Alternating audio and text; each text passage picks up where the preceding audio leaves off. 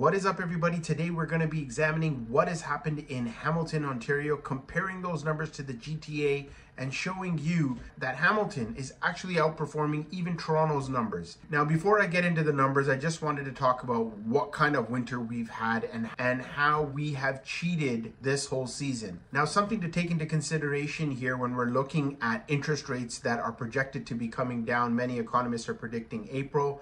I'm not really one of those people, but if we do see it, it's only a benefit.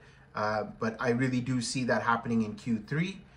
And maybe our inflation numbers will actually dictate what will happen when those are released in the coming weeks. But what I do think is that with the mild weather and the market showing signs of a rebound, we actually could be seeing the housing market turn for the better sooner rather than later. So the current housing market has got the interest rate cut baked into their price a little bit, and many sellers are sort of expecting that buyers who were actually sitting on the sidelines coming back into the market to purchase a home because they have a little bit more confidence. I'm not sure if they should be that confident with the Bank of Canada, but they are a little bit more confident in sort of understanding that rates are no longer going to continue to escalate and there are rate cuts on the horizon.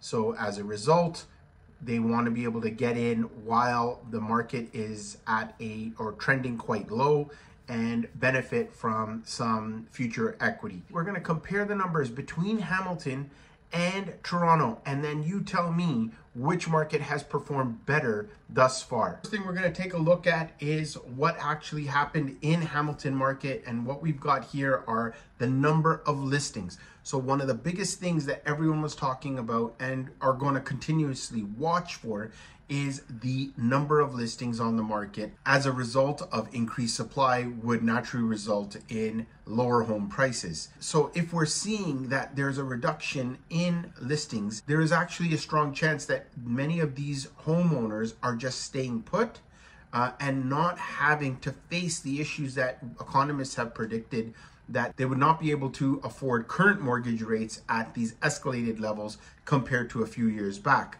The reality is, I think many people are able to simply because, especially when you look at, say, the Hamilton market, where the median prices are lower, if you bought something a few years earlier, you actually had still purchased a home at a fairly decent price compared to the peaks of the market, which were actually in 2022. Those people who did buy in late to early 2022 may be benefiting from a 5-year term and not having to see new rates affect their mortgage payments until potentially 2026, 2027.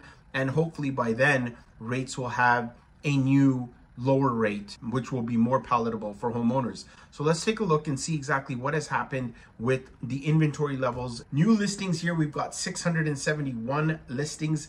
As you can see here, year over year, we're actually down 0.6%, which is still, for now, a very strong sign considering we're worried about a glut of inventory coming onto the market. The average days on market now is 48.9 days. That's actually up 32.5, and this is simply because of many buyers who were sitting on the sidelines waiting for a rate cut. Obviously, the Bank of Canada has signaled that they are done with raising rates. And you can actually watch one of my previous videos here where we're talking about the likelihood of Bank of Canada cutting rates, holding rates, or potentially increasing rates. Quite interesting to see if we can get control of our inflation rate to that targeted 2%, then you can actually see that number of days on market is definitely going to decline. And if you actually had looked back to what happened last year at this same time, you would start to gradually see an uptick in house prices and obviously the activity of days on market reducing. So the months of supply is 2.9 months, up 5.7, but that's a fairly healthy amount of inventory instead of it getting into the 4 or 5 month range. So we've got the total number of inventory now at 1,102 units for sale. Your new listings are at 671 units. The average price in Hamilton now is at 794,982. Now let's quickly take a look. In December, the average price was actually $760,376. Home prices have actually gone up 4.5% in Hamilton alone, and that's across all property types. We will take a look at benchmark prices and then compare them from the month prior just to get a good idea, and then we will delve into what happened just in 416 Toronto proper and see how that market has fared compared to Hamilton, Ontario. This chart here actually provides a lot of details. It's trying to tell us basically the largest amount of activity at what price point. And what we have seen is that majority of the activity has taken place from the $600,000 to $800,000 range, followed by $8 to $1 million. Now, the interesting part here is that you're also now starting to see, compared to say last year, we're starting to actually see some activity take place from the $1 to $1.5 million range also. Here, we're actually taking a look at where the most amount of activity has taken place. And as you can see, even from my previous videos, that where predominantly the most amount of activity has taken place in Hamilton Mountain, and followed by Stony Creek, and then Hamilton Center. These are the three primary areas where there is a lot of activity, and it's continued to sort of hold forth there. So now let's see exactly how Hamilton has fared compared to Toronto, and you tell me which market is the better market. The 416 market has a lot of market appreciation, but do not underestimate what Hamilton has to offer. And when it comes to either multifamily investing, or even if you're a first-time home buyer and able to get into a home, Hamilton is pretty much where you're really going to go, where you can have market appreciation and you're able to purchase a home at an affordable price and still be very close to the city. So when you look geographically, Hamilton is actually situated in a very convenient location where you're accessible to Toronto all the way out to Windsor. I'm going to be taking a look at what has happened in Hamilton when it comes to median prices. So basically, it's going to take the numbers of all the homes and then take out the ones that are excessively high and excessively low to sort of get a better idea as to where house prices are.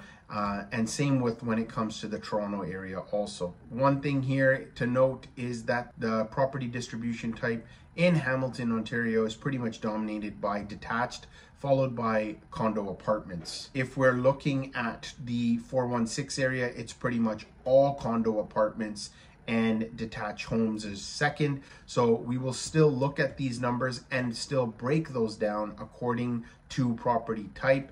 And here you can see, first off is your median price of $639,000 compared to last month's $652,000.